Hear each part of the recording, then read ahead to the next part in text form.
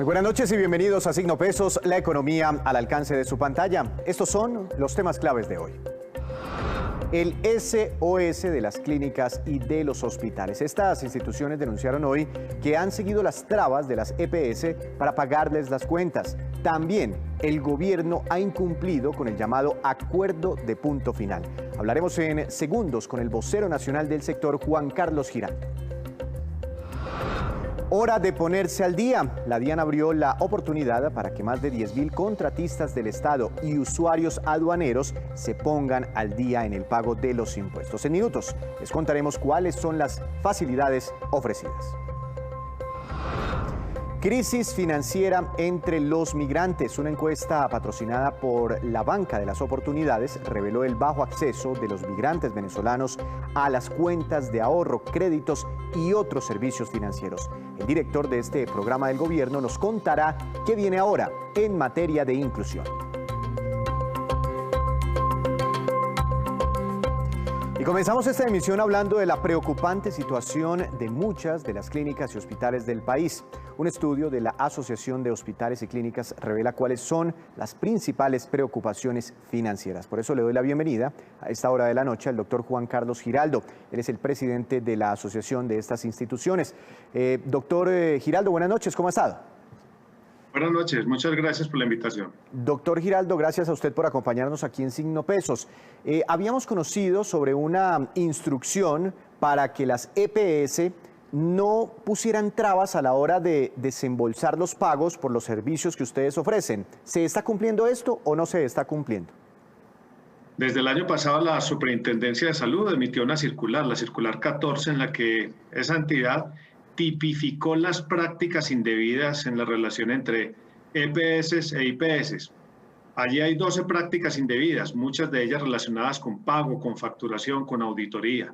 Lo que nosotros acabamos de hacer es una exploración con 85 grandes hospitales de todo el país para mirar las EPS, cuáles de ellas están cumpliendo a cabalidad esta circular, cuáles tienen prácticas indebidas y cuáles no tienen estas prácticas. Y las que están incumpliendo o las que están todavía practicando cosas indebidas, ¿cómo lo están haciendo? ¿Cuáles son esas modalidades? Mire, la superintendencia ha tipificado 12 conductas.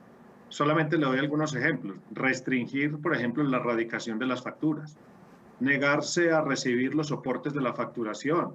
Que no coincidan razonablemente las cuentas por cobrar y las cuentas por pagar. Que se glosen, es decir, se objeten las cuentas de manera injustificada. O que no se actualicen las tarifas. O que falte objetividad en la auditoría que hacen las EPS. Esas 12 fueron las que nosotros evaluamos, las que acabo de mencionar más las otras, y al final sacamos un ranking, un resultado que nos muestra en 18 EPS que fueron evaluadas, que tienen afiliado el 86% de la población. Al final el resultado es que hay 3 grupos, unas que están ajustadas, unas en la mitad que cumplen algunas cosas e incumplen otras, y otro grupo final de 4 EPS que tienen malas condiciones en la adherencia a esta circular.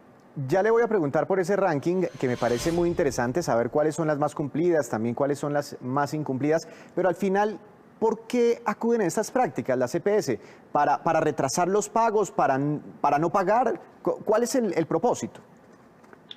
Pues mire, es la propia superintendencia la que ha tipificado esto, pero en realidad el efecto de todas estas cosas tiene una consecuencia en el flujo efectivo de recursos dentro del sistema y en el crecimiento de prácticas como las glosas y de efectos como el de la cartera vencida.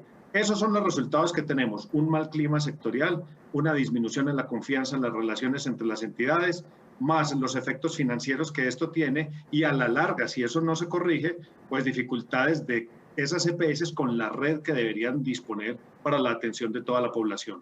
Doctor Giraldo, como para tener una idea en la cabeza, más o menos desde que ustedes prestan un servicio hasta el momento del pago, normalmente ¿cuánto tiempo debe transcurrir?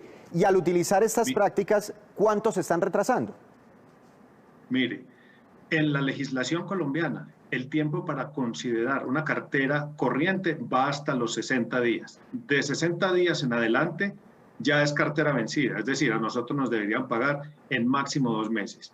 En otros estudios, como el estudio de cartera que hacemos nosotros semestralmente, o en otras evaluaciones hemos encontrado que el promedio de las cuentas todavía se mantiene alrededor de 240 días, es decir, 8 meses. Uy. Y cuando usted mira las cifras de cartera agregadas, se encuentra que esos billones que le deben a la red hospitalaria, la mayoría de ellos, en el último estudio están el 58% de esas carteras, de esas cifras, están por encima de los 60 días, es decir, son carteras vencidas. ¿Billones de pesos? ¿Cuánto deben entonces estas EPS a la red de hospitales y clínicas?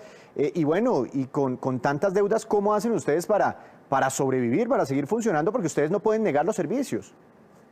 Claro, miren, las cifras de cartera en el último estudio que vamos a publicar está ya a punto. En 1 o 2 semanas sale la cifra definitiva, pero la preliminar que tenemos es que a los hospitales le compran servicios no solo las EPS, sino entidades territoriales y el propio Estado a través de ADRES y de otros esquemas de aseguramiento. Esas cifras están 10.6 billones en un grupo de 202 hospitales.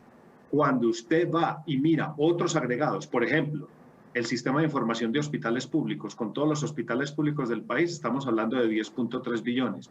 Cuando usted mira las cuentas por cobrar registradas en la Superintendencia de Salud para todos los prestadores, no solo hospitales, sino instituciones prestadoras de servicios en general, la cifra de cuenta por cobrar está por encima de los 30 billones de pesos, con corte a diciembre del 2019. Es decir, estas son cifras macroeconómicas, estas son cifras pues que... eso es lo que busca la reforma tributaria. Sí, 30 billones de pesos. Sí, señor, son cifras gigantescas.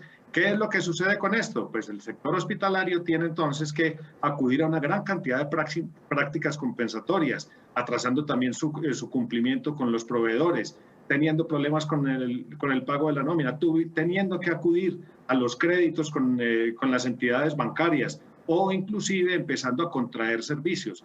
Que usted entenderá, en un momento de pandemia como el que estamos viviendo, nosotros lo que necesitamos es liquidez. Por eso presentamos este estudio al gobierno para decirle, esto no está funcionando adecuadamente y en este momento que deberíamos tener un juego limpio mayor de todos los actores, necesitamos que el gobierno sea consciente de esto y acelere otros de los puntos que ellos mismos han diseñado para tratar de dar liquidez y mejorar este clima financiero del sector hospitalario. Ya le voy a preguntar por el acuerdo de punto final del gobierno nacional, pero sí me interesan los datos del ranking. ¿Cuáles son las más cumplidas y las más incumplidas? Sí, señor. Mire, nosotros evaluamos 18 EPS y en esas 18 que está el 86% de la población afiliada, encontramos que el grupo de los más cumplidos, el primer clúster, porque son 3 clústeres, el grupo de arriba está Compensar, Sura, Mutualser, Sanitas, Emsanar y Famisanar y Asmedsalud. En el otro grupo, en el clúster 3, donde están los que tienen más problemas y menos cumplimiento, menos adherencia a esta circular, está la nueva EPS, Medimás, Comeva y Ambuc. Y en la mitad están otras 8 instituciones EPS que en algunas cosas tienen un comportamiento destacado y en otras están deficitarios. ¿En qué quedó ahora sí el acuerdo de punto final, que tal vez fue uno de los anuncios, de los primeros anuncios que hizo el presidente Iván Duque desde que llegó a su gobierno, donde prácticamente decía que saneaba las deudas con ustedes? El acuerdo de punto final tiene un presupuesto desde el principio de 6.7 billones. Hasta el momento lo que ha sucedido, hasta el momento estoy diciendo diciembre porque hay otro momento. Diciembre te habían desembolsado 900.000 millones en el régimen subsidiado y efectivos en el régimen contributivo 123.000 millones que hayan fluido hasta la red prestadora, es decir, un poco más de 1 billón de pesos.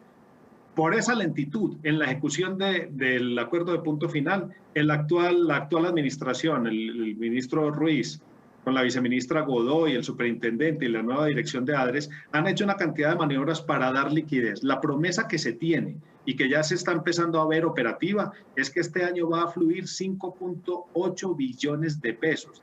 Y de esos 5.8 va a haber un desembolso hacia las EPS entre el 60 y el 70%, y de ese porcentaje al sector prestador le debería entrar una liquidez cercana en un promedio entre los 2.5 y 3 billones de pesos en este año 2021. Es decir, el gobierno ha tenido que implementar unos revulsivos, cambiar unas metodologías, abrir otras ventanas y otras puertas para que esto fluya porque estaba muy entrabado el proceso.